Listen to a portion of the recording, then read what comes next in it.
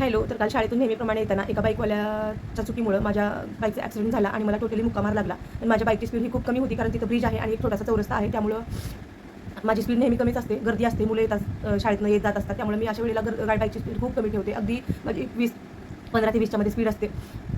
जेणेकरून कुठलंही वाहन आलं तरी पटकन आपल्याला कंट्रोलमध्ये गाडी आली पाहिजे, ह्या हिशोबाने मी गाडी चालवते. आणि रिकामा रस्ता असला तरी माझ्या गाडीची स्पीड 35 ते 40च्या मध्ये माझ्या गाडीची स्पीड असते.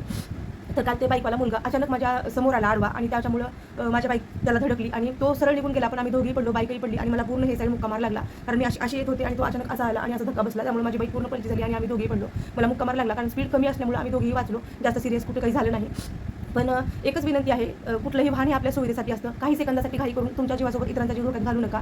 आणि जेव्हा शाळा सुटते, गर्दी असते किंवा बोळातून जेव्हा आपण गाडी चालवतो, तेव्हा हॉर्न देऊन गाडीची स्पीड कमी ठेवून गाडी चालवा. जेणेकरून तुम्ही सुखी राहाल आणि बाकीचे लोक जे तुमच्या आजूबाजूला असतात त्यांच्याही जीवाला धोका राहणार नाही. आणि आजचं जे प्रमाण आहे ना, ते वृद्धापकाळाने कमी आणि ॲक्सिडेंटने जास्त मरण्याचं प्रमाण आहे. तर असं करू नका. तुमच्या चुकीमुळे कोणाचाही जीव धोक्यात घालू नका. हीच नम्रतेची विनंती आहे. गव्हर्नमेंटचे नियम हे आपल्यासाठी असतात, त्याचं पालन करा आणि तुमच्या जीवासोबत दुसऱ्यांचाही जीव सुखरूप ठेवा.